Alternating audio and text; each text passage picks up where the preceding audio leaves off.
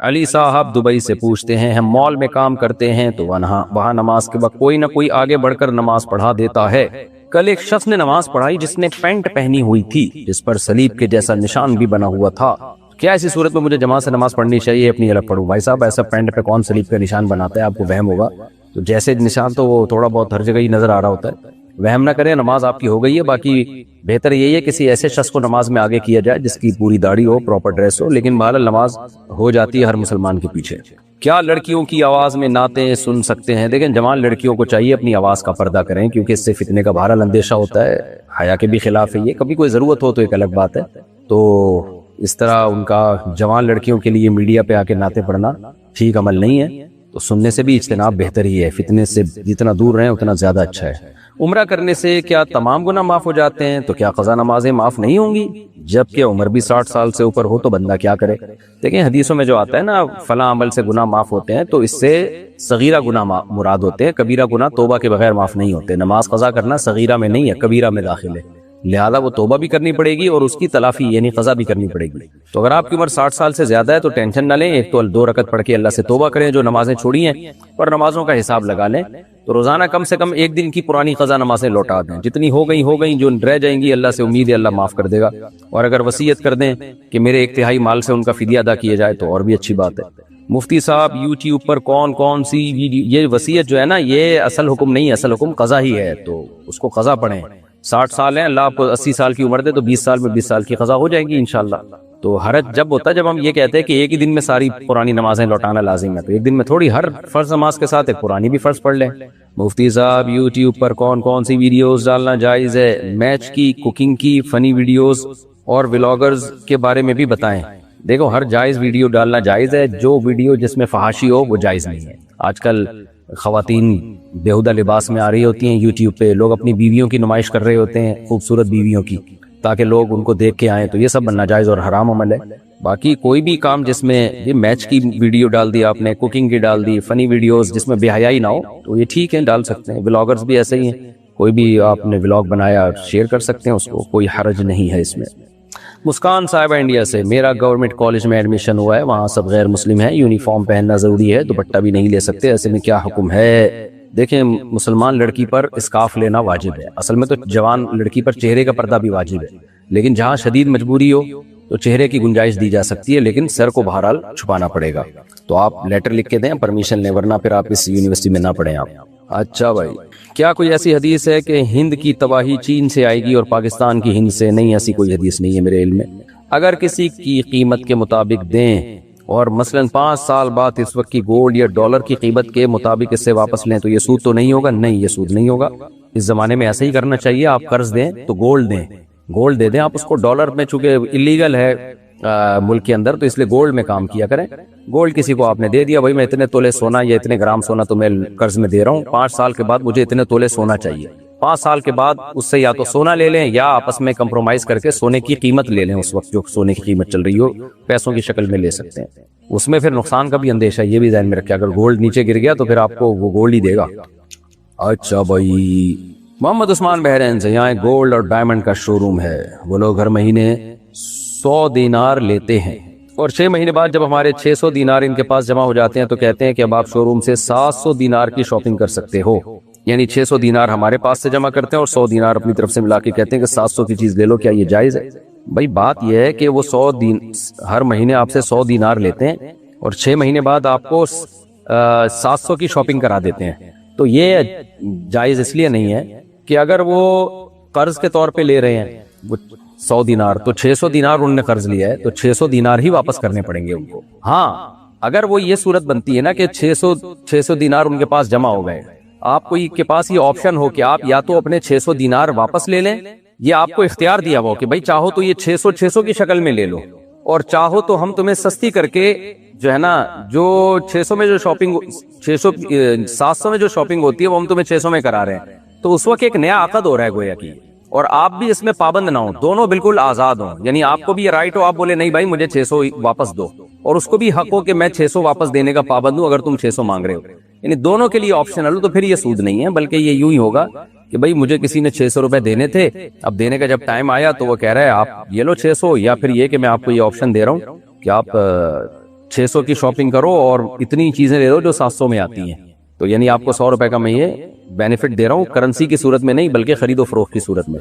تو چونکہ یہ دونوں طرف سے آپشنل ہے، دونوں میں سے کوئی بھی اس کا پابند نہیں ہے، تو پھر یہ شرعن جائز ہے۔ اور اگر دونوں میں سے کوئی بھی اس کا پابند ہوا ایک طرف سے، تو پھر یہ قرض جر نفع میں داخل ہے، یہ ایسا قرض ہے جس پر آپ کو وہ مشروط فائدہ پہنچا رہا ہے، تو پھر یہ جائز نہیں ہے۔ اچھا بھائی، یوسف خان علی گڑھ سے، تمباکو سے بنی ہوئی اشیاء کا کاروبار کرنا کیسا ہے؟ جیسے بیڑی، سگریٹ، گٹکا وغیرہ مکروہ ناپسندیدہ ہے، حرام نہیں ہے لیکن بہت سخت مکروہ ناپسندیدہ ہے، نہیں کرنا چاہیے یہ کام۔ تحویل قبلہ سے کیا مراد ہے؟ تحویل قبلہ کا مطلب یہ ہے کہ اللہ تعالیٰ نے پہلے نبی صلی اللہ علیہ وسلم کو حکم دیا تھا کہ بیت المقدس کی طرف رخ کر کے نماز پڑھیں، تو مدینہ میں آنے کے بعد بھی آپ نے تقریباً 17 مہینے بیت المقدس کی طرف رخ کر کے نماز پڑھی، پھر اللہ نے قبلہ چینج کر دیا، فرمایا کہ اب بیت اللہ کی طرف رخ کریں، تو اس عمل کو تحویل قبلہ کہا جاتا ہے کہ قبلے کو تبدیل کر دیا گیا۔ یوسف خان علی گڑھ سے، اشارے سے سلام اور اشارے سے جواب دینے کا کیا حکم ہے؟ اور مصافحہ کے بعد سینے پر ہاتھ رکھنا کیسا ہے؟ دیکھیں، نبی صلی اللہ علیہ وسلم نے اہل کتاب کی مشابہت سے منع کیا اور اشارے سے سلام کرنے سے منع کیا، لیکن اس حدیث کا مطلب علماء نے بتایا ہے اس سے وہ اشارہ مراد ہے جس میں سلام نہ ہو، خالی اشارہ ہی ہو۔ تو اگر کوئی بندہ دور ہے اور آپ ہاتھ سے اشارہ کر کے سلام کرتے ہیں لیکن منہ سے سلام بھی کہتے ہیں تو یہ جائز ہے۔ باقی سینے پہ ہاتھ رکھنا اس کا کوئی ثبوت نہیں ہے، تو اس کو کوئی سنت سمجھتا ہے تو غلط ہے، سنت نہ سمجھے، ویسے ہی ایک اشارہ کر رہا ہے رسپیکٹ کے لیے، تو اس میں کوئی حرج بھی نہیں ہے۔ اگر والد کو ڈاکٹر بتا دے کہ جانے کا وقت آ گیا ہے اور وہ اپنے بینک سے ساری رقم ایک بیٹے کے اکاؤنٹ میں ٹرانسفر کر دے تو کیا اس کو گناہ ہوگا؟ اگر والد کو یہ خطرہ ہے کہ میں نے ساری رقم بیٹے کے اکاؤنٹ میں ٹرانسفر کر دی تو وہ کھا جائے گا، باقیوں کو حصہ نہیں دے گا، تو پھر تو یہ عمل حرام اور ناجائز ہے۔ لیکن اگر والد کو بیٹے پر 100% اطمینان ہے، اعتماد ہے کہ میں اس کے اکاؤنٹ میں ڈالوں گا تو یہ کھائے گا نہیں بلکہ وراثت کو شرعی اصولوں کے مطابق تقسیم کرے گا، تو پھر یہ عمل جائز بلکہ مستحب ہے تاکہ وارثوں کو آگے تکلیف نہ ہو۔ میاں بیوی کا جھگڑا ہوا اور بیوی نے قسم کھائی کہ اب تمہارے پاس نہیں آؤں گی، اب وہ کہہ رہی ہے کہ میں نے قسم کھا لی تھی تو ہمارا نکاح ٹوٹ گیا، برائے مہربانی اس کا حل بتا دیں۔ نہ جی، بیوی کے نکاح توڑنے سے نکاح نہیں ٹوٹتا، نکاح توڑنے کا حق اللہ نے شوہر کو دیا ہے، تو بس بیوی کو چاہیے کہ وہ چلی جائے اور قسم کا کفارہ ادا کر دے، اس سے نکاح نہیں ٹوٹتا۔ اگر کسی بیماری کی وجہ سے آنے والی نسل میں بھی وہ بیماری آ رہی ہو یا آنے کا خدشہ ہو تو کیا خلا لے سکتے ہیں؟ ہاں، ایسی صورت میں عورت شوہر سے خلا کا مطالبہ کر سکتی ہے۔ خلا کا مطلب یہ ہے کہ شوہر سے کہہ دے بھائی آپ مہر واپس لو اور مجھے طلاق دے دو، تو اگر شوہر دے دے تو اچھی بات ہے، نہیں دے تو پھر زبردستی خلا نہیں ہو سکتا، کیونکہ خلا دونوں طرف سے ایگریمنٹ کا نام ہے۔ لے پالک کا وراثت میں حصے کے بارے میں کیا حکم ہوگا؟ نہیں جی، لے پالک کا وراثت میں کوئی حصہ نہیں ہوتا، البتہ جس نے بچہ لے کے پالا ہے وہ اس کے لیے 1/3 تک کی وصیت کر سکتا ہے، 1/3 تک کی، یا زندگی میں ہی اس کو مالک بنا سکتا ہے دے کے۔ امان اللہ صاحب انڈیا سے، ایک بھائی جدہ میں رہتا ہے اور وہ اپنے انڈیا والے بھائی سے کہتا ہے کہ میری طرف سے 5000 روپے فلاں شخص کو زکوٰۃ دے دو، جب میں انڈیا آؤں گا تو تمہیں دے دوں گا، اور یہ 5000 میرے اوپر تمہارا قرض ہوگا، کیا اس طرح سے زکوٰۃ ادا ہو جائے گی؟ جی ہاں جی، ادا ہو جائے گی، بلکہ زبان سے یہ کہنا بھی ضروری نہیں کہ زکوٰۃ میں دے دو، دل میں نیت کرے کہ زکوٰۃ ہے، زبان سے کہہ دے بھائی میری طرف سے 5000 فلاں کو دے دو، تو بھی زکوٰۃ ادا ہو جائے گی۔ میرا رشتہ میری امی نے ماموں کی بیٹی کے لیے دیا ہوا ہے، لیکن ماموں بریلوی خیالات کے ہیں اور کہہ رہے ہیں کہ مرید ہو جاؤ تو رشتہ دے دوں گا۔ سبحان اللہ، اور اگر مرید نہیں بنے تو رشتہ بھی نہیں دوں گا۔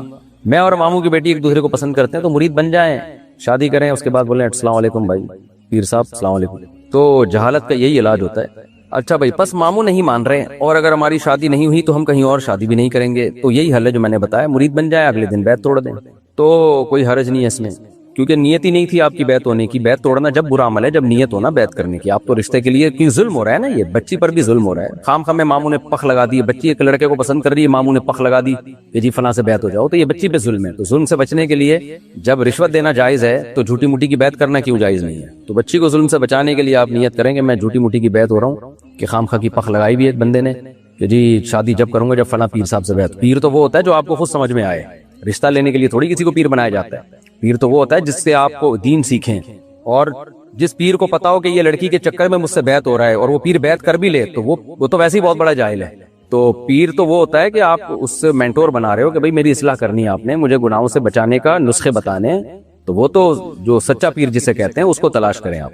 ہو سکتا ہے یہ بھی سچے پیر ہوں، ان کو کان میں جا کے بتا دیں کہ میں اس لڑکی کو پسند کرتا ہوں، یہ بھی مجھے پسند کرتی ہے، اس لڑکی کے ابا نے بولا میں آپ سے بیعت ہو جاؤں، تو اگر وہ سچا پیر ہوگا تو بولے گا بھائی ٹھیک ہے فیک بیعت کر لو، شادی کرو، اس کے بعد پتلی گلی سے نکلو۔ سچا پیر یہی کرے گا ایسے موقع پہ۔ اور اگر وہ آپ کا خیال ہے کہ ایسا نہیں کرے گا، اس کا مطلب وہ سچا پیر ہے ہی نہیں، تو اس کے ہاتھ پہ تو فیک بیعتی ہونی ہے پھر۔ اچھا بھائی، آنکھوں کے وائرل انفیکشن میں پانی پر قرآن پاک کی کوئی آیت پڑھ کر منہ دھو سکتے ہیں؟ اس سے گناہ تو نہیں ہوگا؟ نہیں، گناہ نہیں ہوگا۔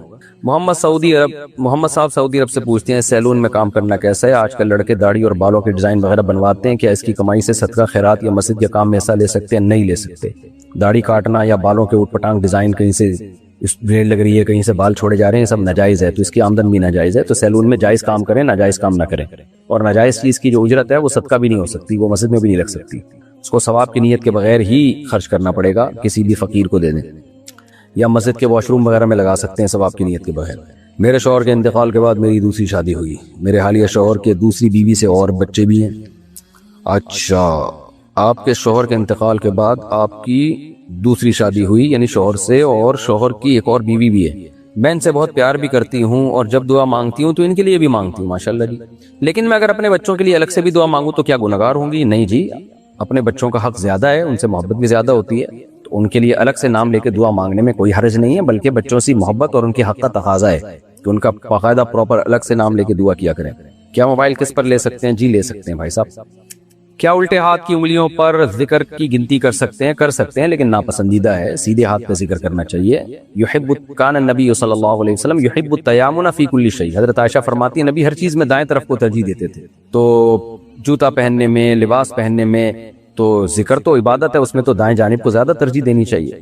یہ کیا لکھا ہوا پتہ نہیں، فورس، کچھ سمجھ میں نہیں آ رہا کیا لکھا ہوا ہے، میں سوال عارف صاحب سے دوبارہ پوچھوں گا، یہ کیا انہوں نے پوچھا ہے؟ فوریکس نہیں لکھا ہوا، کچھ اور لکھا ہوا ہے۔ اگر نماز چھوٹ جائے تو اس کو دوسری نماز کے ساتھ پڑھ سکتے ہیں؟ پڑھنے کا طریقہ بھی بتا دیں۔ نماز چھوٹ جائے تو دوسری نماز کے ساتھ پڑھ سکتے ہیں، پڑھنے کا یہی طریقہ ہے جیسے ادا پڑھی جاتی ہے ویسے ہی قضا بھی پڑھی جاتی ہے، سنت موقدہ نہیں پڑھی جاتی، بس وتر واجب پڑھے جاتے ہیں، باقی دوسری نماز تک مؤخر کرنا یہ کبیرہ گناہ ہے، یہ ذہن میں رکھیں۔ اسلام میں نماز چھوڑنے سے بڑا کوئی جرم ہے نہیں اللہ کے حقوق میں۔ میری بہن کی شادی کے 1 مہینے بعد اس کا شوہر باہر چلا گیا اور واپس نہیں آیا، اب میری بہن امی کے گھر رہتی ہے، اس کے شوہر نے اسے طلاق دے دی، اس کی عدت کے بارے میں بتائیں۔ بس جب عدت جو ہے وہ جب طلاق دی ہے تو اس کے بعد 3 ماہواریاں، 3 مینسز آئیں گے تو عدت گزر جائے گی۔ اگر جم میں گانے لگے ہوں تو کیا کرنا چاہیے؟ منع کرنا چاہیے، بھائی صاحب گانے بند کرو، کر دے تو اچھی بات ہے، بہتر یہی کہ جم بدل لیں، ایسی جگہ جائیں جہاں گانے نہ لگے ہوں۔ میں نائٹ ڈیوٹی کرتا ہوں، 12 گھنٹے کی ڈیوٹی ہوتی ہے، صبح سوتے ہیں تو ظہر کی نماز رہ جاتی ہے، ایسے میں کیا کرنا چاہیے؟ بھائی نائٹ ڈیوٹی آپ کرتے ہیں، 12 گھنٹے کی صبح سوتے ہیں تو صبح نہ سوئیں نا، فجر کی نماز پڑھ کے سویا کریں۔ اچھا ہاں، ظہر کی نماز رہ جاتی ہے تو غلط ہے، الارم لگائیں آپ، فجر سے لے کے ظہر تک بہت ٹائم ہوتا ہے سونے میں بھائی صاحب، تو ایسی مسجد میں نماز پڑھ لیا کریں جہاں ظہر کی نماز ذرا دیر سے ہوتی ہے، تو گناہ کی بات ہے، آپ فجر پڑھ کے سو گئے تو بہت ٹائم ہوتا ہے بھائی جان فجر اور ظہر میں، تو نیند پوری ہو جانی چاہیے اس میں بھی۔ بہرحال گناہ ہوگا، آپ کو چاہیے الارم لگائیں، پورا جاگنے کا انتظام کریں، کسی کے ذمہ بھی لگا دیں، پھر بھی آنکھ نہیں کھلتی تو پھر معاف ہے۔ مرد کے لیے نامحرم عورتوں سے ہنسی کر بات کرنا یا مذاق کرنا جائز ہے؟ نہیں جناب، یہ چیز فتنوں کا ذریعہ ہے۔ کوئی ایجڈ خواتین ہے، بوڑھی ہے بیچاری، وہ ایک الگ بات ہے۔ محمد شاہویز یوپی انڈیا سے، میرا گھر مسجد کے بالکل ساتھ ہے، جب امام صاحب نماز پڑھاتے ہیں تو صاف آواز آتی ہے، تو کیا میں گھر میں جماعت کے ساتھ 5 نمازیں پڑھ سکتا ہوں؟ نہیں، آپ کو مسجد میں جانا پڑے گا۔ میرے والد کروڑ پتی ہیں ماشاءاللہ، ایڈریس بتائیں کہاں ہے؟ انہوں نے ساری جائیداد بیٹوں کے نام کر دی ہے، یہ کہہ کر کہ بیٹیوں کو جہیز دے چکا ہوں، اب ان کا کوئی حساب نہیں ہے۔ ہم بہنوں کے مالی حالات بھی ٹھیک نہیں ہے، میں کرائے کے مکان میں رہتی ہوں، آپ بتائیں میں کیا کرنا ہے؟ دیکھیں اگر اتنا ہی جہیز انہوں نے زندگی میں دیا ہے بیٹیوں کو، جتنا بیٹوں کو انہوں نے پیسے دیے ہیں، تو زندگی میں اگر کوئی تقسیم کرے تو برابر تقسیم کرنا چاہیے۔ تو اگر دے دیا ہے زندگی میں جائیداد بیٹوں کو بھی، بیٹیوں کو بھی، بیٹیوں کو جہیز کی شکل میں دے دی، بیٹوں کو کسی اور شکل میں، تو پھر یہ ظلم نہیں ہے، جائز ہے۔ لیکن اگر بیٹیوں کو بہت تھوڑا دیا ہے اور بیٹوں کو بہت زیادہ دیا ہے، یا بیٹیوں کو جو دیا ہے وہ ان کے استعمال کے قابل ہی نہیں ہے، یعنی اس میں ان کا کوئی خاص فائدہ ہی نہیں ہو رہا، تو پھر یہ ظلم زیادتی ہے۔ یا بیٹیوں کو وراثت سے ہی محروم کر رہے ہیں کہ میرے مرنے کے بعد ان کو کچھ نہ ملے، تو یہ بھی ظلم ہے۔ مرنے کے بعد باپ جو چھوڑ کے جائے گا وہ بہرحال بیٹیوں کو اس میں سے حصہ ملے گا، چاہے زندگی میں کتنا ہی دے دیا ہو۔ تو خلاصہ یہ ہے کہ چونکہ والد صاحب زندگی میں اپنی پراپرٹی ڈیوائیڈ کر رہے ہیں، تو زندگی میں وہ بیٹوں کو بھی دیں، بیٹیوں کو بھی دیں۔ اگر وہ سمجھتے ہیں کہ میں نے بیٹیوں کو اتنا دے دیا جتنا میں بیٹوں کو دے رہا ہوں، تو وہ ذمہ داری سے بری ہیں، پھر ظلم نہیں ہے یہ بیٹیوں پر، کیونکہ ان کو چاہے کسی بھی شکل میں دیا وہ دے دیا۔ لیکن اگر بہت تھوڑا دیا اور بیٹوں کو بہت زیادہ دے رہے ہیں تو پھر یہ غلط ہے، پھر بیٹیوں کو دینا چاہیے، صرف بیٹوں کو دینا پھر یہ غلط ہے۔ میں میڈیکل یونیورسٹی میں پڑھتی ہوں اور ایک لڑکے کو اس کے دین اور ایمان کی وجہ سے پسند کرتی ہوں ماشاءاللہ، لیکن حیا کی وجہ سے اس سے بات کرنے کی ہمت نہیں ہے، میں اس سے شادی میں سنجیدہ ہوں، یعنی آپ نمبر دے دیں پھر میں بات کر لیتا ہوں اس سے۔ لیکن شرم کی وجہ سے نہ میں اپنے گھر والوں کو بول سکتی ہوں اور نہ اپنی دوستوں کو کہ میں کسی کو پسند کرتی ہوں، میں اس سے کیسے بات کروں؟ برائے مہربانی بتائیں، آپ مجھے ان کا نمبر بھیج دیں، میں اس بندے کو بول دیتا ہوں بھائی صاحب یہ خاتون ہے، میڈیکل یونیورسٹی میں پڑھتی ہیں، یہ آپ سے شادی کے سلسلے میں بات کرنا چاہ رہی ہیں، ان سے ہو نہیں پا رہی ہے تو آپ بات کر لیں۔ دیکھیں اب میں یہاں یہ مشورے تو نہیں دے سکتا نا کہ آپ ان سے کیسے بات کریں، یہ تو کسی بھی طریقے سے بات کر لیں، اپنی کسی سہیلی کو بول دیں جس میں شرم نہ ہو، آپ کو شرم آ رہی ہے تو کسی استغفر اللہ یعنی کسی اور کو بول دیں جس میں اتنی شرم نہ ہو، وہ پرچے ورچے لکھ کے دے دیں ان کو، تو بات تو کرنی پڑے گی نا، ورنہ کہیں اور شادی ہو جائے گی، پھر اس کے بچے آپ کو پھپھو بولیں گے تو اچھا نہیں لگے گا پھر آپ کو۔ اچھی بات ہے لڑکیوں میں ایسی حیا ہونی چاہیے، بہت اچھی بات ہے، لیکن ایسی حیا جس سے آپ کو نقصان ہو تو وہ غلط ہے۔ تو آپ اپنی کسی فرینڈ کے ذریعے پیغام بھجوا دیں کہ بھئی یہ لڑکی آپ سے نکاح کرنا چاہتی ہے، تو اس لڑکے سے بولیں کہ اپنے والدین کو ہمارے ابو کے گھر بھیج دیں۔ ڈائریکٹ یہ طریقے ٹھیک نہیں ہوتے، خاندانی لوگ ابا اماں کے ذریعے ہی رشتے طے کر رہے ہوتے ہیں، تو پیغام پہنچانے کی حد تک یا اپنی دلچسپی ظاہر کرنے کی حد تک تو اس میں کوئی حرج نہیں ہے، لیکن آگے کا جو پروسیس ہے وہ پھر والدین کو آپس میں ملوائیں۔ میں ایک شاپ پر کام کرتی ہوں اور ٹائم پر نماز پڑھ لیتی ہوں، میرے ساتھ ایک اور اسٹاف ہوتی ہے، اگر کبھی وہ نہیں آتی تو میں اکیلی ہوتی ہوں، تو اس صورت میں نماز کیسے پڑھوں کیونکہ کسٹمر آ گیا تو کمپلین کر دے گا؟ فرض نماز کسی صورت میں چھوڑنے کی اجازت نہیں ہے۔ آپ موبائل میں اپلیکیشن میں نمازوں کے ٹائم ڈالیں، آپ کو بتاؤ جی کس وقت سے لے کر کس وقت تک نماز کا ٹائم ہے، اس میں جب ٹائم ملتا ہے آپ نماز پڑھ لیں۔ تو یہ عذر کے کسٹمر آئے گا تو میں نماز پڑھ رہی ہوں گی تو شکایت کرے گا، یہ عذر شریعت میں معتبر نہیں ہے، کیونکہ نماز میدان جنگ میں معاف نہیں ہے، تو دکان میں کہاں سے اور کسٹمر کے لیے کہاں سے معاف ہو گئی وہ نماز؟ فرض آپ کو بہرحال پڑھنے پڑیں گے۔ جو لمبے لمبے روٹ پر ٹرک چلاتے ہیں تو وہ نماز کیسے کریں گے؟ وہ لمبے لمبے روٹ پہ نماز کے ٹائم پہ اتر جائیں گے اور چھوٹے چھوٹے روٹوں پہ جا کے کھڑے ہو کر نماز پڑھ لیں گے۔ نماز پڑھنی پڑے گی، نماز چھوڑنا جائز نہیں ہے۔ مبشر بنت معاذ الدین انڈیا سے، تسہیل بہشتی زیور میں سائمہ گھوڑے پر زکوٰۃ بتائی گئی ہے، جو کہ فتاوی کی دوسری کتابوں میں ہے کہ گھوڑے پر زکوٰۃ نہیں ہے، ایسا کیوں ہے؟ اچھا بھائی یہ مجھے جگہ دیکھنی پڑے گی تسہیل بہشتی زیور میں دیکھ کے انشاءاللہ پھر بتاؤں گا۔ میں گاڑی چلاتا ہوں اور قریب میں مسجد ہوتی ہے لیکن مجھے پتہ نہیں ہوتا، تو میں گاڑی میں ہی نماز پڑھ لیتا ہوں اور بعد میں اذان کی آواز آتی ہے، تو اس صورت میں کیا کرنا ہوگا جناب؟ فرض نماز گاڑی میں نہیں ہوتی، پراپر اتر کے قبلے کی طرف رخ کر کے اچھے بچوں کی طرح پڑھنی پڑے گی۔ نوافل تو ہو جائیں گے گاڑی میں بیٹھے بیٹھے، فرض نماز اور وتر اتر کے پڑھنی پڑے گی آپ کو، اس طرح نہیں ہوتی نماز۔ قضا نماز کب پڑھنی چاہیے؟ جیسے فجر کی نماز قضا ہو گئی اور ظہر کا وقت ہو گیا تو قضا کیسے پڑھیں؟ فجر کی نماز قضا ہو گئی تو جب آنکھ کھلے اور مکروہ وقت گزر جائے تو فوراً پڑھیں نماز، اس میں تاخیر نہیں کریں آپ۔ تو نبی صلی اللہ علیہ وسلم نے فرمایا جس کے من نام عن صلاۃ او نسیھا فلیصلیھا اذا ذکرھا، کما قال صلی اللہ علیہ وسلم، جس کی آنکھ لگ جائے یا بھول جائے تو جب اس کو یاد آئے اس وقت نماز پڑھے۔ تو فجر میں چونکہ مکروہ وقت بھی ہوتا ہے تو مکروہ وقت گزرنا ضروری ہے، تو آنکھ نہیں کھلی یا بھول گئے تو جیسے ہی یاد آیا مکروہ وقت گزرتے ہی آپ نماز پڑھیں۔ اتنا دیر کرنا کہ ظہر میں جا کے پڑھ رہے ہیں یہ غلط عمل ہے۔ بہرحال نہیں پڑھی ہو تو ظہر سے پہلے پھر پڑھنی پڑے گی، اور اسی طرح سے پڑھیں جیسے ادا نماز پڑھتے ہیں، قضا بھی ایسے ہی ہوتی ہے۔ شادی کا کھانا کھانا کیسا ہے؟ بارات کے کھانے کا بائیکاٹ کرنا چاہیے، کیونکہ بارات ایک جو ہے ہندوانہ رسم ہے، اسلام کے مزاج کے خلاف ہے۔ اسلام میں نکاح کے موقع پہ سارا خرچہ لڑکے والوں کے کندھوں پہ ڈالا گیا ہے، بارات میں ٹوٹلی خرچہ لڑکی کے کندھوں پہ ہوتا ہے۔ اسلام میں ولیمہ ہے، شادی کے موقع پر صرف نکاح ہے اور اگلے دن ولیمہ رخصتی کے بعد، تو یہ شریعت کے بتائے ہوئے طریقے کے خلاف ہے یہ، تو اس لیے بارات کے کھانے کا بارات ہی کا بائیکاٹ کریں نا، کھانا تو بات کی چیز ہے۔ البتہ اگر شادی ہی اپنی بہن کی ہو رہی ہے یا ایسے قریبی ریلیٹیو کی ہو رہی ہے کہ آپ نہیں گئے تو بہت شدید ناراض ہو جائیں گے یا کوئی ایسا رشتہ داری ٹوٹے گی، تو پھر چونکہ بذات خود یہ حرام نہیں ہے تو اس لیے شدید مجبوری میں شرکت کی گنجائش بھی ہے، لیکن بہرحال یہ قابل تعریف عمل نہیں ہے۔ علماء صلحاء کو اور جو لوگ بھی سوسائٹی میں اچھی اصلاح کرنا چاہتے ہیں ان کو چاہیے کہ اس کا ہر صورت میں بائیکاٹ کریں، الا یہ کہ کوئی بڑے ضرر یا بڑے نقصان کا اندیشہ ہو۔ اچھا بھائی، اگر کسی ہندو کے گھر کام کرتے ہیں تو وہاں کھانا کھا سکتے ہیں؟ جی کھا سکتے ہیں، بشرطے کہ حلال ہو، یعنی ذبیحہ ہو، حلال ذبیحہ گوشت کا۔ ویسے تو ہندو اکثر ویجیٹیرین ہوتے ہیں تو سبزی کھانے میں تو کوئی حرج نہیں۔ الٹا ہو کر سونا کیا اسلام میں منع ہے؟ اسلام ہر الٹے کام سے منع ہی کرتا ہے، ناپسندیدہ، یہ حرام نہیں ہے لیکن ناپسندیدہ ہے، برا لگ رہا ہوتا ہے آدمی، تو یہ تہذیب کے خلاف ہے، تو اس لیے کروٹ کے بل سویا کریں، اور اس کی دلیل قرآن سے بھی ثابت ہے کہ قرآن نے جہاں بھی نیک لوگوں کا سونے کا ذکر کیا کروٹ کا ذکر کیا کہ تتجافى جنوبهم عن المضاجع، مضجع کہتے ہیں جو ہے نا سونے کی جگہ، اور سوری یہ سورہ آل عمران میں آتا ہے کہ وعلی جنوبہم، نیک لوگ کھڑے بیٹھے اللہ کا ذکر کرتے ہیں، اور پہلو کے بل بھی، کیونکہ وہ سوتے پہلو کے بل ہیں، تو ہمیشہ سونے کا ذکر پہلو کے بل آئے۔ نبی صلی اللہ علیہ وسلم بھی دائیں کروٹ پہ سوتے تھے، پھر یعنی ابتداءً شروع کرتے تھے دائیں کروٹ سے، اس لیے چت لیٹنا بھی ناپسندیدہ ہے، لیکن وہ اتنا زیادہ ناپسندیدہ نہیں ہے، الٹا لیٹنا زیادہ ناپسندیدہ ہے۔ اچھا بھائی، کیا ہم اپنی بلیوں کا زکوٰۃ کے پیسوں سے علاج کرا سکتے ہیں؟ لا حول ولا قوت الا باللہ۔ نہیں بھائی، اس سے زکوٰۃ ادا نہیں ہوگی۔ زکوٰۃ انسان کو دی جاتی ہے، اور انسانوں میں بھی جو ایمان والے ہیں، اہل اسلام ہیں، غیر مسلم پہ بھی زکوٰۃ نہیں لگتی۔ البتہ آپ زکوٰۃ کے مستحق تھے، کسی نے آپ کو زکوٰۃ دے دی تو پھر آپ جو مرضی کریں، بلی کا علاج کرائیں یا گدھے کا علاج کرائیں، وہ آپ کی مرضی ہے۔ اتنے غریب ہیں تو بلیاں بھی پالی ہوئی ہیں ماشاءاللہ۔ میں نے اپنے پیسے قومی بچت میں رکھے ہیں، کیا اس کا منافع سود ہے؟ جی بالکل سود ہے۔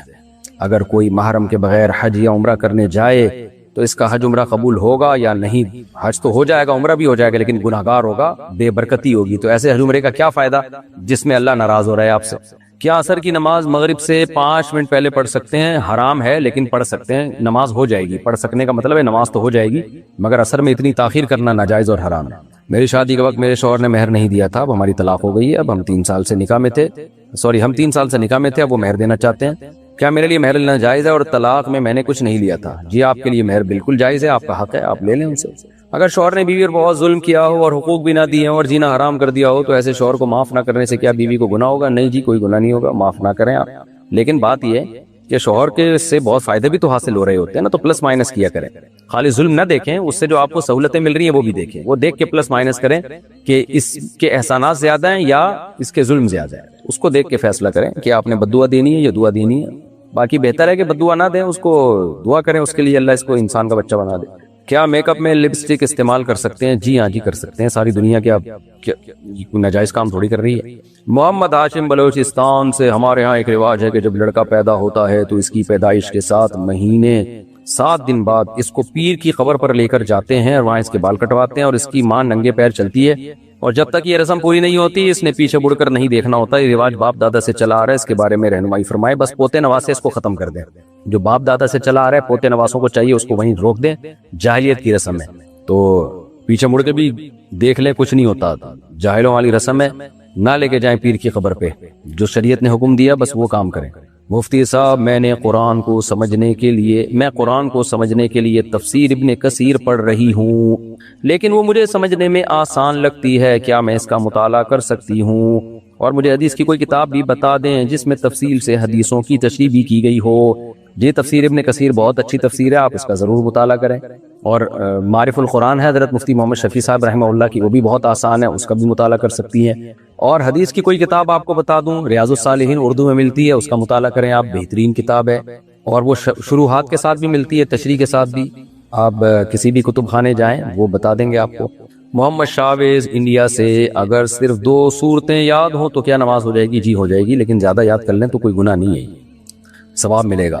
اگر کسی نے اپنی زندگی میں بہت ساری نمازیں نہیں پڑھی تو کیا اگر وہ توبہ کر لے تو اس کی نمازیں معاف ہو جائیں گی؟ اس کا گناہ ضرور ملے گا، اس کا گناہ ملے گا، توبہ بھی کرے اور نمازوں کی قضا بھی شروع کر دے وہ، تو پھر اللہ معاف کر دیں گے انشاءاللہ۔ سعید اللہ ترکی سے، ہم یہاں ترکی میں ساری نمازیں گھر میں یا جہاں ہم کام کرتے ہیں وہاں پڑھتے ہیں، جماعت کے ساتھ نہیں پڑھ سکتے، کیا کریں؟ وضاحت فرمائیں۔ گناہ کرتے ہیں آپ، اگر قریب میں مسجد ہے تو جماعت سے نماز پڑھنا واجب ہے، وہاں جائیں۔ ہاں قریب میں مسجد ہی نہ ہو پھر گھر میں جماعت کرا لیں۔ اگر فجر کی نماز قضا ہو جائے تو کیا کرنا ہوگا؟ توبہ استغفار، رونا دھونا ہوگا اللہ کے سامنے۔ حکیم اختر صاحب رحمہ اللہ فرمایا کرتے تھے، جس کی فجر رہ جائے وہ ناشتہ چھوڑ دے، کس منہ سے وہ نوالا منہ میں اتارے گا؟ کہ خدا نے جو حکم دیا تھا اس کو پورا کیا نہیں، اور نعمتوں کے لیے آ کے دسترخوان پہ بیٹھ جاتے ہو اللہ کی نعمتوں سے فائدہ اٹھانے کے لیے۔ تو توبہ بھی کریں اور عزم کریں کہ آئندہ میں نہیں چھوڑوں گا۔ مفتی صاحب، ادبی ناول پڑھنا کیسا ہے؟ جائز ہے، مگر اچھی چیزیں پڑھا کرو۔ ادبی ناول میں بعض دفعہ عشق معاشرے کی چیزیں ہوتی ہیں، انسان کا دماغ خراب ہونے لگتا ہے۔ شہادت کی دعا کرنا کیسا ہے؟ سبحان اللہ، شہادت کی دعا اور تمنا تو بزرگوں نے کی ہے۔ وَكَأَيٍّ مِّن نَبِيٍّ قَاتَلَ مَعَهُ رِبِّيُّونَ كَثِيرٌ، کتنے پیغمبر ہیں جنہوں نے اللہ کے راہ میں جہاد کیا ہے، تو یہ تو مسلمان کے لیے مطلوب ہے۔ لیکن یوں دعا کیا کریں، اے اللہ تو مجھ سے اپنے دین کی خوب خدمت لے لے، قوت، عافیت، ہمت کے ساتھ، برکت کے ساتھ اور مقبولیت کے ساتھ، اس کے بعد مجھے شہادت دے، تاکہ دین کی پہلے خوب خدمت تو ہو جائے نا۔ خالی شہادت سے تو فائدہ نہیں ہے نا، وہ تو دین کو تو کوئی فائدہ نہیں ہوگا آپ کی شہادت سے، پہلے کام ہو دین کا بہت زیادہ، اس کے بعد شہادت ملے۔ میں قطر میں ڈرائیور ہوں، نماز سے تھوڑی دیر پہلے کسی کو لے جاتا ہوں اور نماز کے بعد پہنچتا ہوں، تو نماز کیسے پڑھوں؟ بھائی صاحب، نماز کے ٹائم پہ نہ لے جایا کرو، نمازوں کو آگے پیچھے مت کرو، جماعت سے نماز کا معمول بناؤ۔ نماز آسان کام نہیں ہے. قرآن کہتا ہے وَإِنَّهَا لَكَبِيرَةٌ إِلَّا عَلَى الْخَاشِعِينَ. نیک لوگ ہی نماز پڑھتے ہیں. ایسے نماز کے بس وہ 5 نمازیں ایک ٹائم پہ پڑھ لو، یا مغرب سے پہلے ظہر اثر ملائی اور تھوڑی دیر میں مغرب پڑھ لی، اس طرح تو ساری دنیا پڑھ سکتی ہے نمازیں. تو اصل تو یہی ہے کہ رجال اللہ تلہیہم تجارت ولا بیع عن ذکر اللہ. اللہ کہتے ہیں ہمارے نیک بندوں کو تجارت اور خرید و فروخت، کاروبار، بزنس، یہ سب چیزیں، ملازمت، یہ جماعت کی نماز سے نہیں روکتی ہیں. اس لیے نماز جماعت سے پڑھا کریں. اپنی ٹیکسی کے ٹائمنگ کو آگے پیچھے رکھیں ایسے کہ بھائی وہ کہیں جو ہے وہ جماعت نہ چھوٹے. پھر بھی اگر کہیں ٹریفک میں لیٹ ہو گئے یا ایسے آپ کو اندازہ ہی نہیں تھا تو پھر جماعت نکل گئی تو پھر ایک الگ بات ہے، پھر اللہ معاف کرنے والا ہے. مقصود خان مردان سے، اگر کوئی سگریٹ کی کمپنی میں کام کرتا ہے تو اس کی کمائی حلال ہوگی یا حرام؟ کمائی حلال ہے مگر مکروہ ناپسندیدہ ہے. سلیمان دبئی سے، اگر رمضان کے روزے میں ہم بستری ہو جائے تو کیا کریں؟ روزے میں ہم بستری ہو گئی تو اب آپ توبہ استغفار بھی کریں، 60 روزے لگاتار رکھیں. دسمبر جنوری میں رکھ لیں، دن چھوٹے ہوتے ہیں، ٹھنڈے ہوتے ہیں، تو ایک روزہ بھی چھوٹ گیا نا تو دوبارہ سے 60 رکھنے پڑیں گے. اور ایک قضا بھی رکھیں جس میں روزہ آپ نے توڑا ہے وہ والے روزے کی. محمد علی طاہر، تکافل کے بارے میں کیا حکم ہے؟ تکافل اور انشورنس میں کیا فرق ہے؟ بہت فرق ہے. یہ فروق ہم بتاتے رہتے ہیں اکثر بیانات میں بھی. تو تکافل جو ہے یہ انشورنس کا متبادل ہے، اور انشورنس کمپنی میں تو جو رسک لے رہی ہوتی ہے وہ کمپنی، جو انشورڈ ہوتا ہے نا، جو جس شخص کی انشورنس کی ہوئی ہوتی ہے، یا تو اس کو فائدہ ہوتا ہے یا اس کو نقصان ہوتا ہے، اور اس کے بدلے میں یا تو کمپنی کو فائدہ ہوتا ہے یا کمپنی کو نقصان ہوتا ہے. کمپنی سے مراد جو کمپنی کے شیئر ہولڈر ہیں. لیکن تکافل میں کسی فرد واحد کو آپ کے نقصان یا نقصان نہ ہونے سے کوئی فائدہ نقصان نہیں ہے. تو یہ ایک بہت بڑا فرق ہے تکافل میں اور انشورنس میں، کیونکہ تکافل میں آپ کا معاملہ وقف پول کے ساتھ ہوتا ہے، افراد کے ساتھ نہیں ہوتا. افراد تو محض ایک ملازم ہوتے ہیں وقف پول کے. تو اس لیے فرق تو بہرحال ہے. اس طرح سے تکافل حرام نہیں ہے جس طرح سے انشورنس حرام ہے. لیکن بہرحال ہمیں تکافل پہ بھی کچھ اشکالات ہیں. تو ہمارے ہاں جامعۃ الرشید سے ابھی تک تکافل کے جواز کا فتویٰ شائع نہیں ہوا ہے، اور مجھے پرسنلی بھی کچھ اشکالات ہیں، اس لیے میں پرسنلی بھی تکافل کو جائز نہیں کہتا. البتہ اختلافی مسئلہ ہے. حضرت مفتی تقی عثمانی صاحب جو مالی معاملات کے بہت ماہر ہیں اور دارالعلوم کے کورنگی کے علماء، وہ اس کو جائز کہتے ہیں. تو جب علماء کا اختلاف آ جائے اور ایسے علماء کا اختلاف ہو جو اس فیلڈ میں ماہر ہوں، تو ایسی صورت میں پھر عوام کے پاس 2 راستے ہوتے ہیں، یا تو احتیاط والے قول پر عمل کر لیں یا گنجائش والے قول پر عمل کر لیں. تو میں تو یہی مشورہ دوں گا بھائی احتیاط والے قول پر عمل کر لیں، تکافل نہ کرائیں، سادہ اللہ پہ توکل کر کے چلیں، مجبوری ہے. تو یہ زیادہ بہتر ہے میری رائے میں.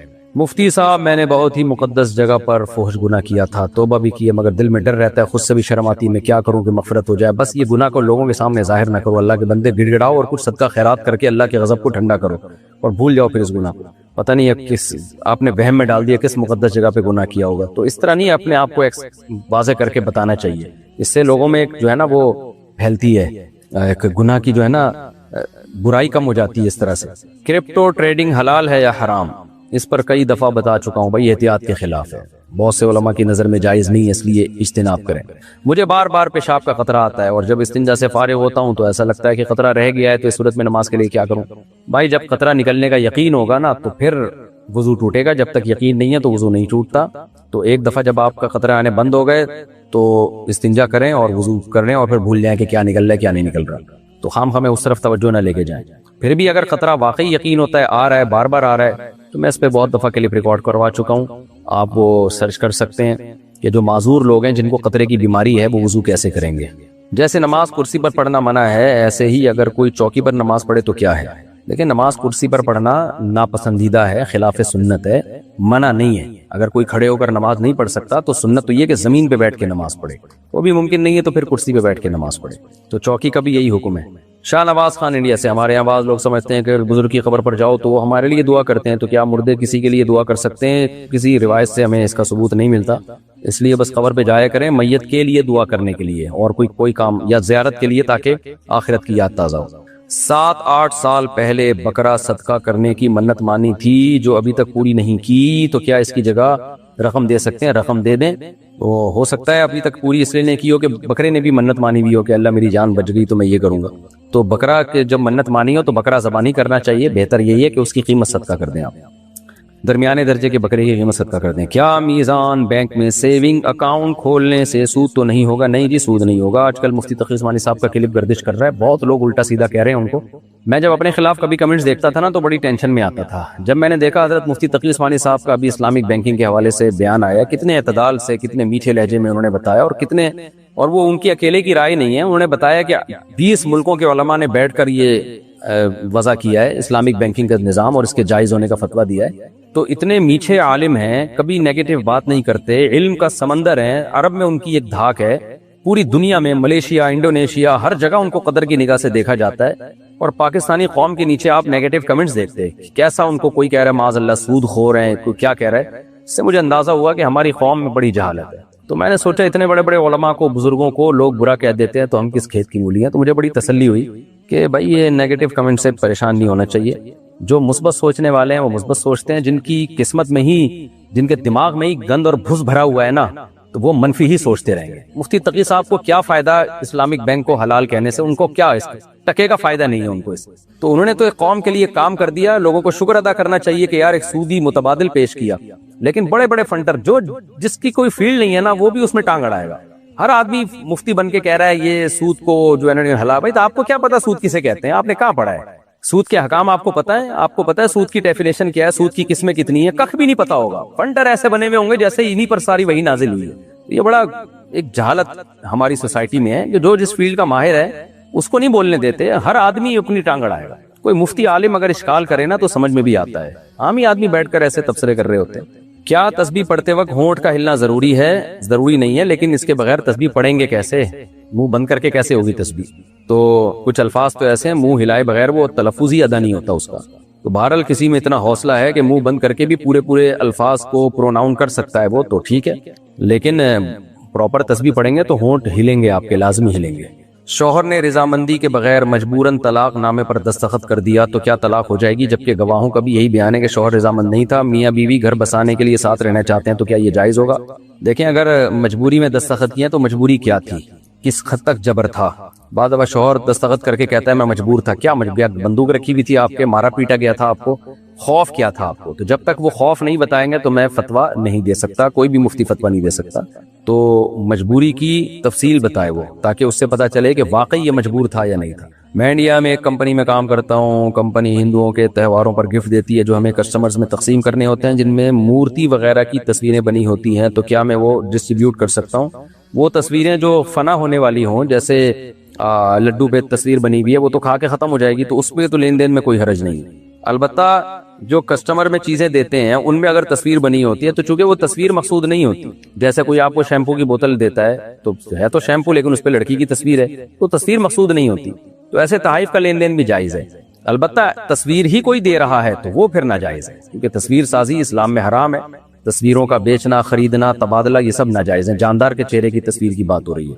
باقی تہواروں پر اگر ہندو گفٹ دیتے ہیں تو ہندوؤں کے تہوار تو دیکھیں کسی بھی قوم کے مذہبی تہوار کو منانا جائز نہیں ہے، تو ہندوؤں کو تہواروں پر آپس میں گفٹ کو کا لین دین کرنے دیں، آپ لین دین نہ۔ فرحان صاحب انڈیا سے سوال پوچھتے ہیں، میرے غیر مسلم دوست نے مجھ پر اعتراض کیا ہے کہ تم لوگ خانہ کعبہ کو چومتے ہو، اس پر سر ٹیکتے ہو، تو یہ بھی تو مورتی کی پوجا کرنے کے جیسا ہی ہے، اس کا جواب دیں، اور ہم صرف کعبہ کی طرف ہی رخ کر کے کیوں نماز پڑھتے ہیں؟ دیکھیں ہم خانہ کعبہ کی ہرگز عبادت نہیں کرتے، یہ تو ذہن سے نکال دیں۔ اگر ہم خانہ کعبہ کی عبادت کرتے ہوتے تو خانہ کعبہ سے دعائیں مانگ رہے ہوتے کہ اے خانہ کعبہ تو ہماری حاجت پوری کر دے۔ ہندو تو جب پتھر کے بنے ہوئے بت کے سامنے جھکتے ہیں تو اس بت سے دعا مانگ رہے ہوتے ہیں، اس کی عزت اس لیے کر رہے ہوتے ہیں کہ ہماری بگڑی بنائے گا، جبکہ ہمارا کعبہ کے بارے میں یہ عقیدہ ہے کہ یہ نہ سنتا ہے، نہ دیکھتا ہے، نہ کسی کی بگڑی بنا سکتا ہے، نہ کسی کو فائدہ پہنچا سکتا ہے، پتھر کے بنی ہوئی عمارت ہے، اور جو ہے نہ کسی کے نفع کا مالک ہے، نہ کسی کے نقصان کا مالک ہے۔ باقی ہم اس سے محبت اس لیے کرتے ہیں کہ اللہ نے اس کو اپنا گھر قرار دے دیا کہ یہ میرا گھر ہے، اور یہ بھی ہوائی بات نہیں بلکہ یہ اس پر دلائل قائم ہے، پیغمبروں نے اس کو اللہ کا گھر قرار دیا، تواتر سے یہ بات ثابت ہے، ابراہیم علیہ السلام نے اس کو اللہ کا گھر بنایا، پھر قرآن جس کا برحق ہونا دیگر دلائل سے ثابت ہے، وہ قرآن اس کو اللہ کا گھر کہتا ہے۔ تو اگر اللہ کسی جگہ کو کہہ دے کہ میرا گھر ہے، لہذا جو میرے گرد طواف کرنا چاہتا ہے تو اب ہم اللہ کے گرد تو نہیں کر سکتے نا عرش پہ جا کے، تو اللہ نے کہا میرا گھر ہے تو اب اس کے گرد طواف کرو گے ایسے جیسے میرے گھر کے گرد ہی طواف کر رہے ہو۔ تو کسی کے گھر کے گرد طواف کرنا یہ گھر کی تعظیم نہیں ہے، یہ جو گھر والا ہے اس کی تعظیم ہے۔ باقی بیت اللہ کی دیواروں کو جو ہم چومتے ہیں تو یہ بھی عقیدت اور محبت میں، کیونکہ اس کی نسبت اللہ کی طرف ہے، تو اس نیت سے نہیں کہ یہ دیواریں ہمیں فائدہ پہنچا سکتی ہیں۔ حضرت عمر رضی اللہ تعالی عنہ نے جب حجر اسود کو چوما نا تو یہ الفاظ کہے کہ تو محض ایک پتھر ہے، نہ کسی کو نقصان پہنچا سکتا ہے نہ نفع، ہم نے تو نبی کو دیکھا ہے تجھے چومتے ہوئے، اس لیے ہم تیرا بوسہ لے رہے ہیں، کیونکہ اللہ کی طرف نسبت ہے، اللہ کے گھر ہے، تو اللہ تعالیٰ کی مرضی جس جگہ کو اپنا گھر بنا دے۔ پہلے اللہ نے بیت المقدس کو بنایا ہوا تھا تو ہم اس کی طرف رخ کر کے نماز پڑھتے تھے، پھر اللہ نے کہا بھائی میں لوکیشن چینج کر رہا ہوں، اب بیت اللہ ہے میرا گھر، تو ہم نے کہا چلو بھئی اب بیت اللہ کی طرف رخ کر کے نماز پڑھیں گے۔ تبھی قرآن کہتا ہے لیس البر ان تولوا وجوہکم قبل المشرق والمغرب، نیکی یہ نہیں ہے کہ تم کبھی ادھر منہ کر کے نماز پڑھو کبھی ادھر منہ کر کے نماز پڑھو، نیکی ہے کہ خدا کے حکم کو فالو کرو۔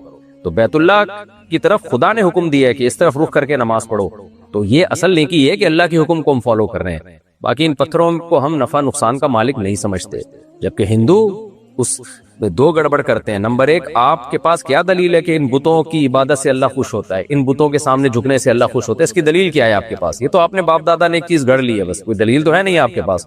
دوسری بات یہ کہ آپ تو ان کو نفع نقصان کا مالک سمجھتے ہیں، تبھی ان سے منتیں مانتے ہیں، مرادیں مانتے ہیں۔ ہم بیت اللہ کو کچھ بھی نہیں سمجھتے نفع اور نقصان کے مالک ہونے کے لحاظ سے، نفع نقصان کا مالک اللہ ہے، تو اللہ سے دعائیں مانگتے ہیں۔ یہی وجہ ہے کہ بیت اللہ کی طرف رخ کیے بغیر بھی کسی نے دعا مانگ لی تو اللہ ہی سے دعا مانگے گا، وہ دعا مانگنے والا کہلائے گا۔ یعنی اگر کوئی بیت اللہ کی طرف پش کر کے دعا مانگ رہا ہو اللہ سے تو بھی دعا ہو جائے گی اس کی۔ باقی نماز کے لیے اللہ نے ایک سمت متعین کر دی ہے کہ میرے گھر کی طرف رخ کرنا ہے، اس میں مسلمانوں کی جو فکر ہے وہ بھی مجتمع ہو جاتی ہے، ایک رخ ہوگا، ورنہ کوئی ادھر منہ کر رہا ہوتا کوئی ادھر منہ کر رہا ہوتا، تو اس میں انسان کا دل بھی مطمئن ہو جاتا ہے، بھائی ایک طرف تو رخ کرنا ہے نا، اب اللہ تو عرش پر ہے تو اب ہم کہاں رخ کریں گے؟ تو اللہ نے کہا میرا گھر ہے اس کی طرف رخ کر لو تم۔ اور ویسے بھی یہ چار دیواری بیت اللہ نہیں ہے، اصل میں وہ جہت ہے، یہی وجہ ہے کہ چار دیواری نہ بھی ہو تو بھی ہم اس طرف رخ کر کے نماز پڑھیں گے، اور طواف ہم اس سمت جو چار دیواری کی جو جگہ ہے نا وہاں سے باہر سے ہم طواف کریں گے تو بھی طواف ہو جائے گا، تو دیوار نہیں ہے۔ اگر بیت اللہ کو ہم خدا سمجھتے تو بیت اللہ کی چھت پہ کھڑے ہو کر نماز نہ ہوتی، جبکہ ہمارا عقیدہ ہے کہ بیت اللہ کی چھت پہ بھی کوئی کھڑے ہو کر نماز پڑھے گا تو نماز ادا ہو جائے گی، بیت اللہ کے اندر جا کے بھی کوئی نماز پڑھے گا تو نماز ادا ہو جائے گی۔ اور بیت اللہ کی چار دیواریں اگر گر بھی جائیں تو بھی اس طرف رخ کر کے نماز ہوگی، جبکہ ہندوؤں میں تو یہ ہوتا ہے کہ بت کو اٹھا کے یہاں سے یہاں لے گئے تو اب ادھر رخ کر کے نماز پڑھنی پڑے گی، اس کو ادھر نہیں کر سکتا۔ وہ نماز سے میری مراد ہے کہ جو ہندوؤں کی نماز ہے، یعنی اس کے سامنے جھکنا سجدہ کرنا، جبکہ ہمارا یہ عقیدہ ہے کہ بیت اللہ کی دیواریں اکھاڑ کے اگر آپ لے گئے اور کہیں اور رکھ دیں تو ان دیواروں کی طرف رخ کر کے نماز نہیں ہوگی، بلکہ اس جہت ہی کی طرف رخ کرنا پڑے گا۔ تو یہ جو جہت ہے نا، جہت، یہ جو سمت ہے، یہ اللہ نے، یہ جو ڈائریکشن ہے یہ اللہ نے متعین کر دی ہے کہ یہ جگہ، یہ جو لوکیشن ہے یہ میرا گھر ہے، تو اس لیے وہ دیواروں میں کچھ نہیں رکھا۔ دیواریں تو بیت اللہ کی جب چینج بھی ہو سکتی ہیں، چینج ہوئی ہیں بہت دفعہ، تو آپ وہ اینٹیں اٹھا کے ساری کہیں اور لے جائیں اور وہ جگہ خالی کر دیں تو بھی ہم ان اینٹوں کی طرف رخ کر کے نماز نہیں پڑھیں گے، ہم تو اسی لوکیشن کی طرف رخ کر کے نماز پڑھیں گے۔ جبکہ ہندوؤں میں اگر یہ والے بت کو اٹھا کے آپ نے یہاں رکھ دیا تو اب اس سے مرادیں مانگنے کے لیے یہاں جانا پڑے گا، لوکیشن کو فوکس نہیں کریں گے۔ وہ کیا دوسروں کے گناہوں کا سوال بھی ہم سے ہوگا؟ نہیں بھائی، عمل الانسانی لیس للانسان الا ما سعى، آپ سے آپ کی برائیوں کے بارے میں سوال ہوگا۔ ہاں البتہ یہ ضرور ہے کہ آپ نے کسی کو گمراہ کیا اور آپ کی گمراہ کرنے سے وہ گمراہ ہو گیا، پھر اس کی گمراہی کا سوال بھی آپ سے ہوگا۔ یا آپ دعوت دے سکتے تھے تاکہ وہ برائی سے بچ جاتا، اور آپ میں استطاعت بھی تھی پھر بھی آپ نے برائی سے نہیں روکا، اور آپ میں استطاعت بھی تھی اور آپ کو امید بھی تھی کہ وہ رک جائے گا میرے روکنے سے، پھر بھی نہیں روکا، پھر سوال یقیناً ہوگا کہ آپ نے دعوت کا کام کیوں نہیں کیا۔ کچھ بندوں کی نمازیں قضا ہو گئی ہوں تو کیا وہ سارے جماعت کے ساتھ قضا پڑھ سکتے ہیں؟ جی پڑھ سکتے ہیں۔ مجھے کسی نے بتایا کہ آپ کی مسجد کے امام کے، یعنی آپ کے بارے میں بتایا، کسی نے جو سائل ہے اس کے بارے میں بتایا، تو مسجد کے امام کے تعلقات ٹھیک نہیں ہیں تو کیا ہم پیچھے نماز پڑھ سکتے ہیں؟ دیکھیں، اگر یقینی بات آپ کو مسجد کے امام کے بارے میں معلوم ہے کہ اس کے غلط تعلقات ہیں، زانی ہے یا لڑکوں سے کوئی بدفعلی میں 100% آپ کو پتہ ہے، تو پھر آپ امام کو ہٹائیں وہاں سے، پوری کوشش کریں، پورا زور لگا دیں امام کو معطل کرنے کی کہ وہ نماز نہ پڑھائے۔ ایسے شخص کو مسجد میں امام بنانا حرام ناجائز ہے، لیکن بعض دفعہ لوگ اپنی دشمنیاں بھی نکال رہے ہوتے ہیں جھوٹے الزام لگا کر، تو اس کی تحقیق آپ خود کریں۔ میری ساس اور نند مجھے روز تانے دیتی ہے اور میرے کمرے میں آ کر مجھے ذلیل کرتے ہیں، اور میرا شوہر انہیں کچھ نہیں کہتے، ہر چیز پر پابندی لگاتی ہیں، میرے شوہر کچھ نہیں بولتے، کیا یہ صحیح ہے؟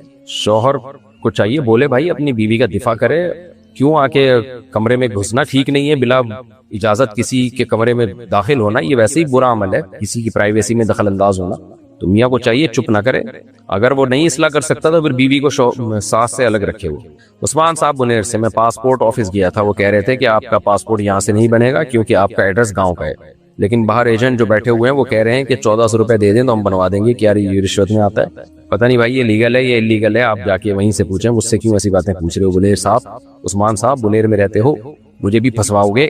آپ چلے جائیں نا اپنے گاؤں جا کے بنا لیں، اس میں کیا جاتا ہے؟ اللہ نے ہمارے نبی صلی اللہ علیہ وسلم کو کس چیز سے بنایا؟ برائے مہربانی دلیل کے ساتھ بتا دیں۔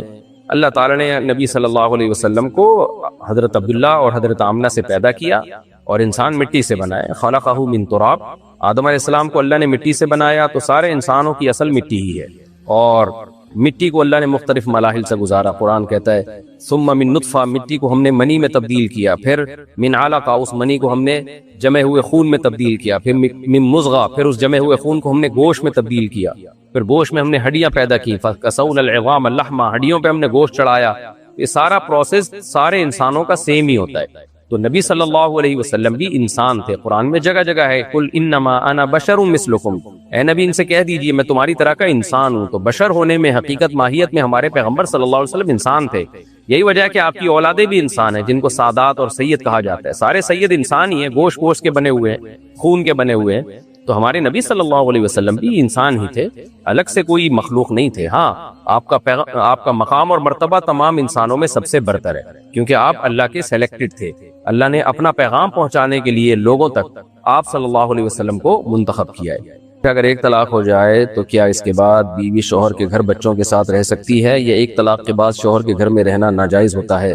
اگر ایک طلاق ہوئی ہے تو طلاق رجعی ہی ہوتی ہے عام طور پر ایک طلاق، تو اس میں بیوی اپنے شوہر کے گھر میں رہ سکتی ہے، بلکہ رہنا واجب ہے اس پر، اور بیوی پر کے لیے مستحب یہی ہے کہ وہ زینت اختیار کرے، شوہر کو اپنی طرف مائل کرے تاکہ شوہر رجوع کر لے۔ اللہ تعالیٰ کو میاں بیوی کا علیحدہ ہونا پسند نہیں ہے، تو اس لیے ایک طلاق کے بعد تو وہ شوہر کے گھر ہی رہے گی، اس کے لیے جائز نہیں ہے گھر سے نکلنا۔ تزریان بنگلہ دیش سے، اگر ایک عورت مکمل حجاب کرتی ہو اور وہ اپنی آنکھیں نہ ڈھانپتی ہو، لیکن اس کا شوہر اس کو آنکھیں ڈھانپنے کا بھی حکم دے، تو کیا اس کو شوہر کے حکم کی تعمیل میں آنکھیں ڈھانپنی ہوں گی، یا وہ مکمل حجاب کے ساتھ آنکھیں کھلی رکھ سکتی ہے؟ دیکھیں، عورت کے لیے آنکھیں کھولنا ضرورت کے وقت گنجائش ہے اس کی۔ بعض اسلاف سے یہ منقول ہے کہ ایک آنکھ کھول سکتی ہے، دونوں آنکھیں نہ کھولے، لیکن بہرحال اختلافی مسئلہ ہے۔ چہرے کا پردہ بھی، تو اصل پردہ تو یہی ہے کہ عورت آنکھیں بھی چھپائے، اپنی ایک باریک چادر ڈال دے تاکہ نظر بھی آتا رہے اور پردہ بھی ہو جائے۔ لیکن کسی مستحب کام کا جب شوہر حکم دے دے تو پھر تو وہ عورت پر بہر صورت واجب ہو جاتا ہے۔ تو جائز چیزوں میں شوہر کی اطاعت عورت پر لازم ہے، اور اس میں عورت کے لیے اطاعت کرنے میں کوئی نقصان بھی نہیں ہے۔ اس لیے اگر شوہر مطالبہ کر رہا ہے کہ عورت یعنی اس کی بیوی آنکھوں کا بھی پردہ کرے، تو پھر تو بہرحال عورت پر آنکھوں کا پردہ کرنا واجب ہو جاتا ہے۔ محمد سیف علی سہارنپور سے، میں نے کچھ سال پہلے کسی سے ادھار سامان لیا تھا اور وقت پر ادھار واپس نہیں دیا، اس وقت میرے حالات بہت خراب تھے۔ اللہ کا شکر ہے کہ الحمدللہ ٹھیک ہے، اور مجھے ان کے سامنے جانے سے بہت شرمندہ ہونا پڑتا ہے۔ تو کیا ان پیسوں میں، کیا میں ان کے پیسے ان کو بغیر بتائے ان کے اکاؤنٹ میں ڈال سکتا ہوں؟ کیا اس طرح اللہ مجھے گناہ سے پاک کر دیں گے؟ جی بالکل ڈال سکتے ہیں، ڈال دیں پیسے، اور بلکہ ہدیے کے نام پہ دے دیں، کچھ بھی کر دیں، بار ان تک پیسہ پہنچانا مقصد ہے، وہ کسی بھی طرح سے کر سکتے ہیں، اور بہتر ہے کہ تھوڑا زیادہ پیسے ڈال دیں۔ سود وہ ہوتا ہے جو پہلے سے ایگریمنٹ ہو، اگر ایگریمنٹ کے بغیر آپ غریبی میں خوشی میں زیادہ پیسے دے دیں ان کو تو اچھی بات ہے، تو اس سے یہ ہوگا کہ وہ خوش، آپ بولیں یار میں بہت دیر سے تمہیں پیسے دے رہا ہوں تو میں ڈبل کر کے دے رہا ہوں، تو میری طرف سے ہدیہ ہے، وہ کہہ گئے تو سود ہے، بولے سود جب ہوتا ہے جب میرا ایگریمنٹ ہوتا ہے یا میں مجبور ہوتا، میں مجبور بھی نہیں ہوں، ایگریمنٹ بھی نہیں ہے، تو خوشی سے دے رہا ہوں، تو انشاءاللہ آپ کی شرمندگی کی تلافی ہو جائے گی، آپ شرمندہ نہیں ہوں گے۔ ویسے بھی اگر آپ پاکستان سے ہیں تو یہاں بہت کم لوگ شرمندہ ہوتے ہیں مالی معاملات میں، لیکن آپ سہارنپور سے ہیں شاید وہاں شرمندہ ہوتے ہو۔ پاکستان سے کسی نے پوچھا اگر شوہر اپنی بیوی کو غصے میں کہے کہ تم میری طرف سے آزاد ہو اور صبح پھر کہے کہ تم ابھی تک نہیں گئی، تو کیا ان کی طلاق ہو گئی ہے، اور کیا ان کا دوبارہ نکاح ہو سکتا ہے، اور اگر ہو سکتا ہے تو کیا عدت میں نکاح ہو سکتا ہے یا عدت کے بعد ہوگا؟ شوہر نے یوں کہا نا میری طرف سے آزاد ہو، میری طرف سے، اور پھر صبح پوچھ بھی رہا ابھی تک گئی کیوں نہیں، اور حالت بھی غصے کی تھی، تو یہ واضح علامت ہے اس بات کی کہ شوہر کی نیت طلاق کی تھی۔ ایسی صورت میں یہ طلاق کنایہ والی طلاق کہلائے گی۔ ویسے لفظ آزاد سے طلاق ہوتی نہیں ہے، لوگ وہمی بن جاتے ہیں، بات بات پہ آج کل لوگ کہتے ہیں تم آزاد ہو تم آزاد ہو، تو اس سے طلاق نہیں ہوتی۔ ہاں میرے نکاح سے تم آزاد ہو یا مجھ سے تم آزاد ہو، اس طرح کے الفاظ، اور خاص طور پہ غصہ بھی آیا ہوا ہو، پھر صبح اٹھ کے پوچھ بھی رہ کے گئی نہیں، تو یہ سارے قرائن ہیں اس بات کے کہ اس کی نیت طلاق ہی کی تھی۔ تو ایسی صورت میں ایک طلاق بائن ہوگی، ایک طلاق ہو گئی ہے لیکن نکاح ٹوٹ گیا ہے، لیکن ایک طلاق کے ساتھ، تو دوبارہ نکاح کر سکتے ہیں جب چاہیں، عدت کے اندر بھی کر سکتے ہیں۔ کہیں اور کرنا چاہے عورت تو پھر عدت کے بعد کرے گی، اپنے ہی پرانے شوہر سے کرے گی تو عدت کے اندر بھی کر سکتی ہے۔ رمشا علی خان بھوپال سے، میری 2 بیٹیاں ہیں کہ اسلام میں جنس کو خود منتخب کرنا جائز ہے؟ میں اللہ سے لڑکے کی دعا کرتی ہوں، کسی نے مجھے IVF کے ذریعے جینڈر سلیکشن کے بارے میں بتایا، کیا میرے لیے ایسا کرنا جائز ہے؟ میرے ساتھ پہلے 2 بچوں کی پیدائش میں کوئی مسئلہ نہیں ہوا تھا، دونوں کا فطری طریقے سے ہی حمل قرار پایا تھا۔ دیکھیں، جینڈر کی سلیکشن بالکل حرام ہے، دعا تو کی جا سکتی ہے اللہ بیٹا دے یا بیٹی دے، لیکن جینڈر کو سلیکٹ کرنا IVF کے ذریعے یہ بالکل حرام ناجائز ہے، یہ قدرت کے کاموں میں دخل اندازی ہے۔ یہب لمن یشاء اناثا ویہب لمن یشاء الذکور، اللہ کہتے ہیں جس کو چاہتا ہوں بیٹیاں دیتا ہوں، جس کو چاہتا ہوں بیٹے دیتا ہوں۔ اس سے جو ہے نا گروتھ ریشو بیلنس رہتا ہے۔ اگر یہ انسانوں کو رائٹ دے دیا جائے نا کہ جب چاہیں جتنے چاہیں بیٹے پیدا کر لیں، جتنی چاہیں بیٹیاں، تو یہ سارا گروتھ ریشو ڈس بیلنس ہو جائے گا۔ یہی وجہ ہے کہ بڑے بڑے ملکوں میں اس پر پابندی لگی ہوئی ہے۔ انڈین پاکستانی اگر IVF کے ذریعے امریکہ میں یا کہیں اور جا کے یہ جو ہے نا علاج کرتے ہیں نا، ٹریٹمنٹ کرتے ہیں، تو وہ جینڈر سلیکٹ نہیں کرنے دیتے ان کو، کسی یعنی پورے دنیا میں اللیگل ہے یہ۔ تو ہمارے ہاں بعض بے وقوف قسم کے اسکالر جن کو تحقیق کرتے نہیں ہو، بس پھینکتے رہتے ہیں، نہ وہ عالم دین ہے، نہ ان کو مذہب کے بارے میں معلومات ہوتی ہیں، بس جو ہے نا ان کا کام ہے چینل پہ آ کے لوگوں کو گمراہ کرنا۔ ان لوگوں نے اس کو کہہ دیا کہ جینڈر کی سلیکشن ہو سکتی ہے۔ تو جو ماہر مفتیان کرام ہیں، جنہوں کے تمام شروع میں کچھ علماء نے کہا تھا کہ جینڈر کی سلیکشن کی اجازت ہے، وجہ اس کی یہ تھی کہ ان کو نالج غلط پہنچائی گئی تھی، ان کو جو ہے نا اس بارے میں نالج صحیح نہیں تھی۔ لیکن اب جو فتویٰ ہے وہ یہی ہے کہ جینڈر کی سلیکشن کی اجازت نہیں ہے۔ وجہ اس کی یہی ہے کہ اس سے آپ کا جو ہے وہ سارا نظام تبدیل ہو جائے گا، لڑکے ہی لڑکے ہو جائیں گے، لڑکیاں کم پڑ جائیں گی۔ آپ کہہ سکتی ہیں کہ میرے تو 2 بیٹیاں ہیں، مجھے تو بیٹا چاہیے۔ بھائی جن کے 2 بعض دفعہ آپ کے بیٹیاں ہی بیٹیاں ہوتی ہیں، کسی دوسرے کے بیٹے ہی بیٹے ہو جاتے ہیں۔ اس طرح جو ہے نا وہ گروتھ ریشو میں بیلنس ہوتا ہے لڑکا اور لڑکیوں کی۔ لیکن اگر اس کی اجازت دے دی جائے کہ آپ جینڈر کو خود سلیکٹ کریں، تو پھر تو بہت سے لوگ لڑکے ہی لڑکے پسند کرتے رہیں گے اور لڑکیوں کی پیدائش بہت کم ہو جائے گی۔ اس لیے قدرت کے کاموں میں ٹانگ اڑانے کی قطعاً اجازت نہیں ہے۔ آپ اللہ سے دعا کریں، میں بھی دعا کرتا ہوں اللہ آپ کو نیک صالح بیٹا عطا فرمائے، باقی جو ہو اس پہ صبر کریں۔ نبی صلی اللہ علیہ وسلم کی صحیح حدیث موجود ہے، جس نے 3 بیٹیوں کی کفالت کی اور ان کی اچھی تعلیم تربیت کر کے ان کی اچھے جگہ نکاح کیا، آپ نے فرمایا میں اس کے لیے جنت کی ضمانت لیتا ہوں۔ تو یہ تو غیر مسلموں کے مسائل ہیں، بیٹا ہو رہا ہے کہ بیٹی ہو رہی ہے، مسلمان تو بیٹے پہ بھی خوش ہے، بیٹیوں پہ بھی خوش ہے، تو جو اللہ دے دے اس پہ خوش ہونا چاہیے۔ تو رینڈملی جو بھی ٹھہر جائے نا حمل میں، پریگننسی میں، جو وہ مرد اور عورت کے اسپرم لے کے ملاتے ہیں، تو جو بھی رینڈملی جو بھی سلیکٹ ہو جائے قدرت کی طرف سے، تو وہی اسی کو پر راضی رہے۔ امیر حمزہ کوئٹہ سے، میرے چاچو کی بیٹی 16 سال کی ہے اور میں 21 سال کا ہوں، اور دوسری میرے والد کی ایک کزن کی بیٹی ہے جو مجھ سے 5 سال بڑی ہے، تو میں کس سے نکاح کروں؟ گھر والے دونوں کے لیے راضی ہیں، بڑی بھی جاب ڈھونڈ رہی ہے اور چھوٹی بھی 8ویں کلاس میں پڑھ رہی ہے، اور میں یونیورسٹی میں ہوں، میری رہنمائی فرمائیں۔ بھائی آپ 21 سال کے ہیں تو وہ جو 16 سال والی مجھے لگ رہا ہے آپ کے لیے زیادہ بہتر ہے، کیونکہ وہ بیوی اگر عمر میں کم ہو تو ذرا جوڑ کا رشتہ عرف میں سمجھا جاتا ہے، اور جو آپ سے عمر میں بڑی ہے وہ کہیں اور کر لے گی شادی۔ تو مشورہ ویسے میں دیتا نہیں ہوں، آپ کی مرضی، جہاں بڑی سے بھی کر سکتے ہو آپ، چھوٹی سے بھی کر سکتے ہو، جو آپ کو پسند ہو اس سے کر لیں، لیکن اس میں جو جوڑ کی شادی جو کہلائے گی، جو عرف کے مطابق بھی اور مزاج کے مطابق بھی، وہ میرا خیال ہے 16 والی آپ کے لیے زیادہ اچھی رہے گی۔ باقی آپ بہتر جانتے ہو بھائی، آپ کو اگر بڑی پسند ہے تو اللہ میاں نے کہا جو پسند آئے اس سے شادی کرو، اور جو بڑی پسند آ رہی ہے تو بڑی سے کر لو آپ۔ میں مشورے نہیں دیتا بھائی صاحب یہاں بیٹھ کے، میں تو شرعی مسائل بیان کرتا ہوں۔ پاکستان سے کسی نے پوچھا اگر ہم جانور کا شکار کرتے ہیں تو کیا وہ ہمیں بددعا دیتا ہے؟ اگر بددعا دیتا ہوتا ہم سب اب تک مر چکے ہوتے۔ تو حلال جانور کا شکار کرنا تاکہ اس کا گوشت کھایا جائے تو یہ جائز ہے۔ نبی صلی اللہ علیہ وسلم حدیث سے بات ثابت، حضرت اسماعیل علیہ السلام کا تو گزر بسری شکار پر تھا، اس شکار کر کے گوشت لایا کرتے تھے، تو اس لیے جائز ہے۔ ہاں بلا وجہ جانور کو مارنا، نہ وہ آپ کو تنگ کر رہا ہے، نہ اس کا آپ سے لینا دینا ہے، نہ آپ نے اس کا گوشت کھانا ہے، وہی تنگ کر رہے ہو، تو یہ حرام اور ناجائز ہے۔ اس میں اگر ہو سکتا ہے وہ بددعا بھی دے اور اللہ اس کی بددعا قبول بھی کر لے، یہ دونوں چیزیں امکان ہے اس کا۔